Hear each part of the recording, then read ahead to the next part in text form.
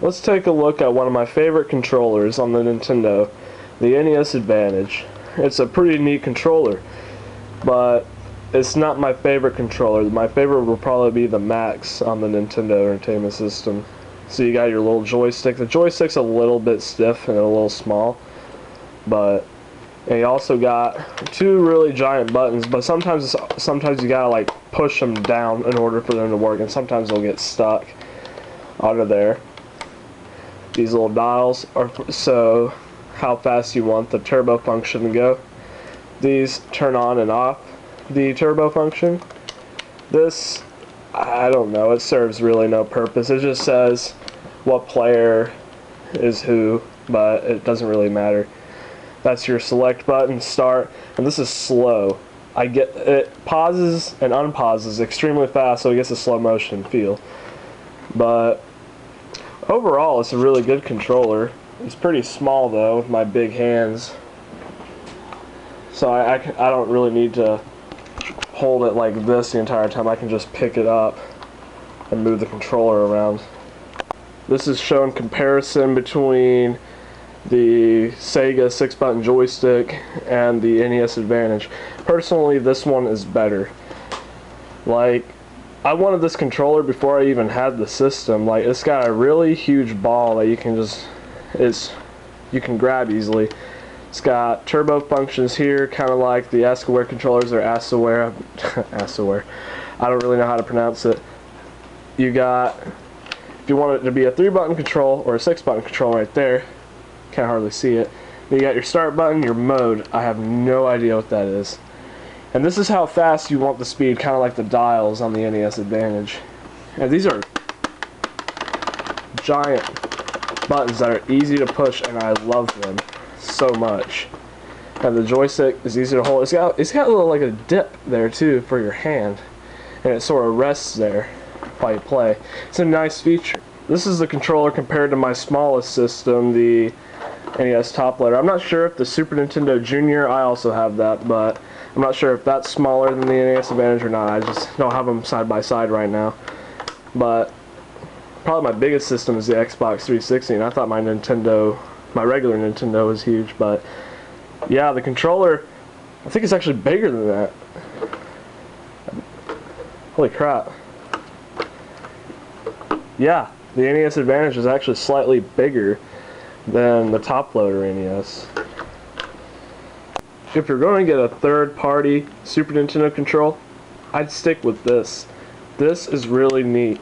It's the ASCII controller. ASCII also developed a third-party Super Nintendo controller called the Super Nintendo SNES Advantage rather than the NES Advantage. I want one because it really looks neat. Now you see, this is a little odd shape. It's got your L and R's and everything, but it's got these switches sort of like the 6-button arcade stick for the Sega Genesis, and it's also got that little start thing. It's sort of like the slow on the NES Advantage.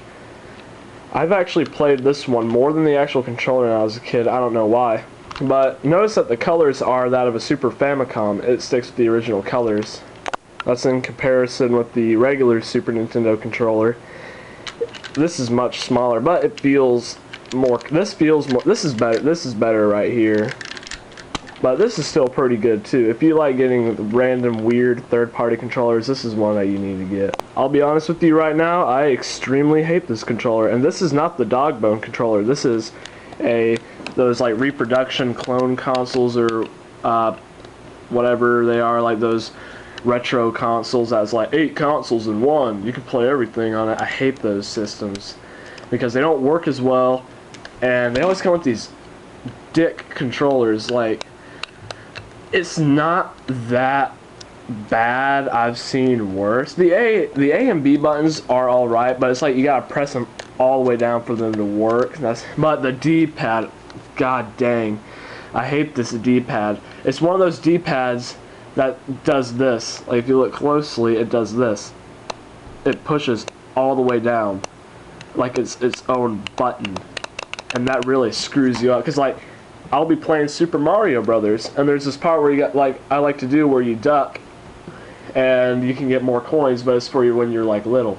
But if you're already big, if you're awesome like I am, sorry for bragging, but but you try to hold down, but then it just go right because you're slightly tilted or whatever, but it doesn't go down because you're trying to do it fast, but it doesn't work because the D-pad's like trying to do both at the same time and it doesn't know what to do, which is obnoxious. The start and select aren't too bad. They're actually very similar to a Super Nintendo and everything like that. So I hate these controllers. And this is probably the tiniest controller I have. Look at that. Comparison to my hand. I can literally crush this if I wanted to in my hand. Comparison with the real dog bone controller. This controller is amazing. They come with top loaders usually. Well, they originally came with the top loaders. That's how I got mine. But this controller is a lot like a Super Nintendo because the buttons are like arched and everything, and the start and select are almost identical to the Super Nintendo. And the sorry about that, my battery ran out. But the dog bone is like very similar to the Super Nintendo, but I believe that the NES top loader came out at almost the same time or a little after as the original Super. If you look at this D-pad, it has a little circle there, and the arrows are more like points, but the dog bone controller is almost the exact same thing. These controllers are very identical, maybe because they came out around the same time. Because NES top loader came out a little bit later because it's a different model. But I like the shape of the controller because it allows me to do this more comfortably, because no matter what controller I have, I always have to do this. Growing up with the Super Nintendo controller, I always put my fingers there, which is one thing I hate about the Sega Genesis controller, is that I can't really do that as comfortably, because luckily I have big hands, but if I had smaller hands it'd be a little uncomfortable. But because it's so wide and it's so, I mean, it has the dip is nice. That's the only comfortability in like this controller, but it's so wide right there. It has like that arch right there is awkward. But I'm more of a Nintendo than a Sega, but don't get me wrong, I love Sega Genesis. I love it to death. But the controller is nowhere near superior to the Super Nintendo. I'm sorry.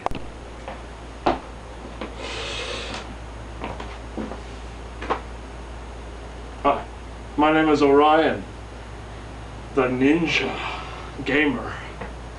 For Blood and Killer Review, we assassinate shitty games, but we also praise the worthy ninja games.